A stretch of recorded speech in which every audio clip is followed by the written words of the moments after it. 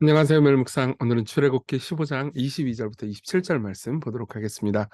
네, 이제 되게 짧은 이야기인데요. 짧은 이야기이면서도 굉장히 인상적인 한 스토리입니다.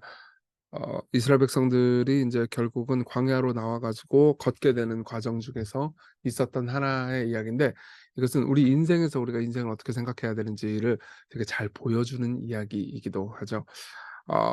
이 이야기를 이해하기 위해서는 우리가 이제 어제 보았던 스토리가 이제 광야에서 인제 이스라엘 이집트에서 이제 출애굽을 했을 때 하나님께서 이집트의 모든 병거와 이제 마병을 수장시키시고, 그리고 결국 이스라엘 백성들에게 승리를 주셨을 때 너무 기뻐해서 찬양을 부른 직후였다라는 것을 기억할 필요가 있습니다. 이들은 신나게 찬양을 하고 3 일이 지났습니다. 22 절부터 보죠.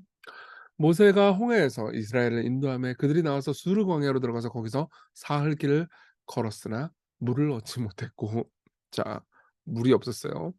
마라에 이르렀더니 그곳 물이 써서 마시지 못하겠으므로 그 이름을 마라라 하였더라. 그러니까 마라라는 말이 쓰다 이제 이런 의미거든요. 그러니까 인제 어떻게 하죠? 백성이 모세에게 원망하여 이르되 "우리가 무엇을 마실까?" 하매 모세가 여호와께 부르짖었더니, 이 부르짖다라고 번역된 이 단어 있잖아요. 이 단어는 굉장히 인제 엄청난 스트레스를 받았을 때 이제 하나님 앞에 호소하는 단어입니다. 참 재밌죠. 백성들은 인제 미리암과 함께 하나님을 찬양하면서 우리를 구해 주신 하나님을 보았습니다. 하나님께서 기적을 일으키시는 것을 3일 전에 봤어요. 예. 그리고 이제 양 옆에 물벽이 선 것도 보았고요. 그리고 하나님께서 그들이 잘한 게 없는데도 불구하고 계속해서 그들을 구원해 주시고 인도해 주셨다라는 것을 보았습니다. 그리고 그들의 기쁨은 3일 같습니다. 그들의 기쁨은 마실 물이 없어서 괴로울 때 사라져 버렸죠. 네. 생각해 보십시오. 물론 물이 없으면 고통스럽죠. 제가 있는 이 방이 이게 양옆에 이 열이 좀 있어 가지고 좀 약간 더워요. 더운데 사실 뭐 솔직히 말하면 저도 이 전에 있던 인제 이 이사 가기 전에 있던 방하고 여기를 비교할 때 훨씬 좋아졌거든요. 그래서 솔직히 인제 사람들 앞에 대놓고는 말 못 했지만은 좋아졌네. 와 좋다."라고 했어요. 근데 더우니까 "아우 힘들어. 여기 못 살겠어." 그러면서 이제 화를 내니깐 누가 괴롭죠? 주변 사람들이 괴롭죠. 제가 "아우 힘들어. 아우 더워." 그러니까 인제 물론 이렇게 신경 쓰진 않으셨어요, 주변 분들이. 근데 제가 짜증내고 그러면은 인제 주변에 뭐 저와 같이 있는 뭐 교육자들이나 인제 행정관사들이나 이런 사람들이 이제 신경 쓰일 거 아니에요. 신경 안 쓰나? 어쨌든 그러니까 이제 항상 그런 식이에요. 뭔가 삶이 고통스러운데 그럼 이제 하나님께 기도하면 되잖아요, 생각해 보면. 그쵸? 근데 하나님께 기도 안 하고 괜히 애꿎은 주변 사람들만 괴로운 거야. 예. 그쵸. 예. 뭐 아내는 남편을, 남편은 아내를, 그리고 뭐 애들은 엄마 아빠를, 엄마 아빠는 애들을, 그리고 회사 사람들, 교회 사람들 막 이제 화를 내는 거죠. 이게 이제 백성이 하나님께 기도하면 되는데 그냥 원망만 해요. 누구한테? 모세한테. 예. 모세가 힘들었을 거예요. 그러니까 하나님께 부르짖죠. 여호와께서 그에게 한 나무를 가리키시고 그가 물에 던지니 물이 달게 되었더라.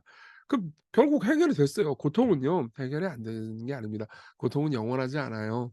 예. 물에 던지니까 물이 달게 됐죠.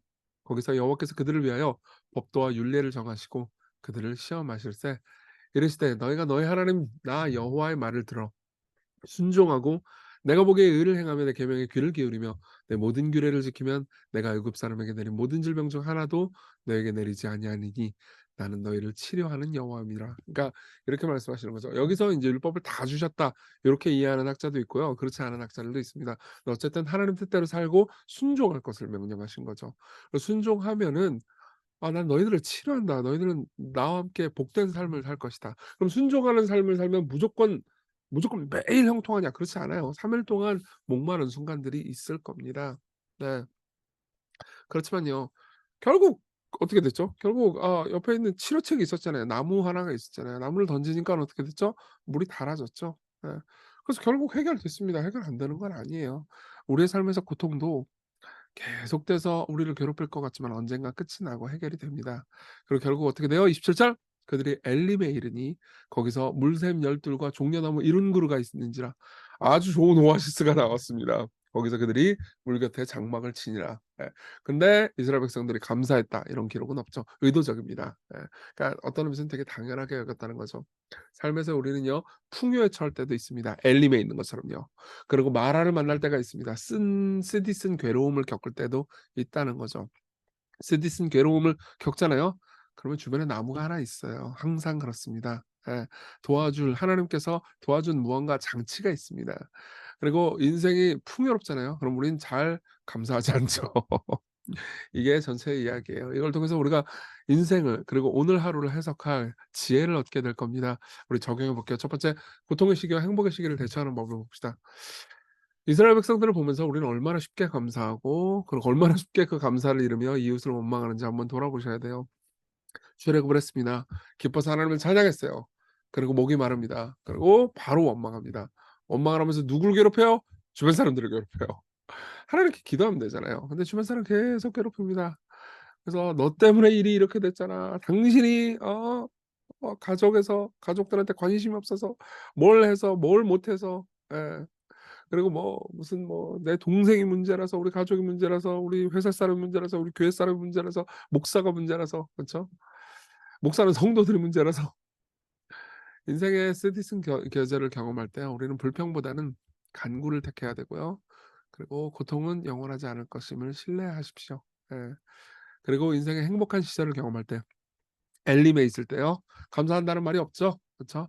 그러나 그때 이것을 당연하게 여기지 말고 감사해야 됩니다. 예 빌립보서 4장 12 절 "나는 비천에 처할 줄도 알고 풍부에 처할 줄도 알아. 모든 일 곧 배부름과 배고픔과 풍부와 궁핍에도 처할 줄 아는 일체의 비결을 배우노라." 바울의 말이에요. 예. 우리도 바울처럼 비천에 처할 줄도 알고 풍부에 처할 줄도 아는 지혜가 필요합니다. 둘 다 어떻게 되면 지혜로운 거예요? 풍부할 때 감사하고요. 비천할 때 인내할 수 있어야 되겠죠. 예. 두 번째는 하나님 신뢰하는 겁니다. 마라의 쓴물 곁에는 나무 하나가 있었고요. 그 나무를 던지니깐 해결됐습니다. 결국은 해결책은 늘 주변에 있다는 거죠. 이것과 참 재미있는 이 마라의 쓴물 사건을 보면서요. 모두가 떠올리는 모든 학자들이 떠오르는 재미있는 사건이 하나 있습니다. 룻기의 이야기죠. 나오미는 아들 둘과 그리고 남편을 다 잃어버리는 끔찍한 재난을 당했습니다. 굉장히 고통스러웠죠. 예. 그리고 나오미의 이름은 기쁨이었어요. 근데 나오미가 이제 인제 그 저 뭐냐 자기 집으로 다시 돌아왔을 때 이스라엘의 베들레헴 집으로 돌아왔을 때요. 나오미 곁에요. 룻이라고 이름하는 한 이제 며느리가 따라오죠. 예 나오미의 며느리였어요. 아들 다 죽었는데 며느리 인제 더 이상 가족 아니라고 생각할 수도 있잖아요. 따라옵니다. "당신의 하나님이 내 하나님이 될 거예요."라고 말하면서 룻이 따라와요. 근데 룻이 있어 봤자 뭐 나오미가 도움이 될 거라고 생각하지 않았죠. 뭐 자식들 남편 다 잃었는데 뭐 이 며느리 뭐 대단치도 않은 며느리 데리고 와 봤자 무슨 소용이야. 그래서 베들레헴으로 돌아왔는데 사람들이 물어봅니다. "당신이 나오미입니까?" 그러니까 나오미가 기쁨이라는 뜻이라고 했잖아요. 그러니까 나오미가 그들에게 이르되 "나를 나오미라고 부르지 말고 나를 마라라 부르라. 쓰다라고 부르라." 예. "이는 전능자가 나를 심히 괴롭게 하셨습니다. 내가 풍족하게 나갔더니 여호와께서 내게 비어 돌아오게 하셨니라." 나 아무것도 없어요. 나 갔는데 원래 부유하게 나갔는데 나는 인제 비었어요. 나는 이제 몽땅 거지예요. 근데 생각해 보세요. 옆에 룻 있잖아요. 룻은 뭐 공기예요? 룻은 투명 인간인가? 아니잖아요. 근데 투명 인간 취급한 거지. 그쵸? 여호와께서 나를 징벌하시고 전능자가 나를 괴롭게 하셨거늘 너희가 어찌 나를 기쁨 즉 나오미라 부르느냐 하니라. 나오미가 모압 지방에서 그의 며느리 모압 여인 룻과 함께 돌아왔는데 그들이 보리 추수 시작할 때에 베들레헴에 이르렀더라. 글쎄요. 룻과 함께 돌아왔죠. 근데 그때 룻이요. 이 모든 것을 결국 나중에 다 해결됩니다. 룻을 통해서요. 예 2, 3, 4 장까지 보세요. 옛날에 제가 룻기 설교한 적이 있기 때문에 들은 분들은 아실 거예요. 모르시는 분들은 룻을 좀 읽어 보십시오. 결국 룻 때문에 나오미가 공기 취급했던 아무것도 아닌 사람 취급했던 룻 때문에 모든 게 해결되죠. 예. 이게 되게 중요한 지점입니다 여러분. 우리는 종종 문제 해결책이 바로 옆에 있을 거라고 생각하지 못하죠. 그쵸? 예. 마라의 샘 옆에 그 쓴물 옆에 달게 하는 나무 뭐 물론 기적이었을 겁니다. 그 나무가 있었음을 아무도 생각 못 했을 거예요. 예. 뭐 나오미도 룻이 옆에 있기 때문에 복덩이가 옆에 있기 때문에 룻이라는 복덩어리가 있었던 거예요. 모든 게 해결될 거라고 생각 못 했던 거죠. 여러분 보십시오. 여러분들이 당연하게 여기고 무시하는 어 가족들, 교회 사람들, 매번 뻔한 사람들, 그냥 매번 지루한 사람들 그 사람들이 여러분들의 복덩이일 수 있습니다. 네. 하나님께서 여러분들의 삶의 고통을 인내할 수 있고 해결하게 해 주시는 복덩이 드릴 수 있어요. 근데 우리가 그거 모르는 거죠. 그러니까 최고의 은혜는요, 항상 보이지 않는 방식으로 다가오는 법입니다. 예. 마찬가지예요. 여러분, 제가 상담을 하잖아요. 그러면 많은 사람들이 "힘들어 죽겠다. 괴로워 죽겠다." 그러면 저는 예수님으로 상담을 위로를 하려고 그러거든요. 그럼 맨날 가스라이팅 한다 그래요. 설교도 뭐 항상 예수님 얘기로 끝나잖아요. 그쵸? 그러면 "주께서 여러분들과 함께 계세요." 그러면은 "아유 그래 뭐 넌 목사니까 그렇게 얘기하겠지." 이렇게 많이 이야기하는데요. 네. 이미 최고의 해답은 우리 곁에 있습니다. 그분이 우리를 위해서 아들을 주셨어요. 아들을 주신 분이 무엇인들 아끼시겠습니까? 우리가 겪는 쓴물의 시기에는 이유가 있고요. 그리고 또 돌파구가 있고요. 그리고 결국은 우리는 엘림에 이르게 될 겁니다. 풍부에 이르는 시기도 올 거예요. 우리 같이 기도합시다. 불평과 원망을 할 때 우리가 얼마나 인내할 줄 모르는지 생각하게 해 주시고 우리 감사를 훈련하게 해 달라고. 그리고 세상 끝날까지 함께하리라 약속하신 예수님. 예. 예수님이 제일 큰 복이에요. 많은 것들을 잃어도. 저도 그걸 자주 까먹는데 그거 붙들고 삶 살게 해 달라고 우리 같이 기도합시다.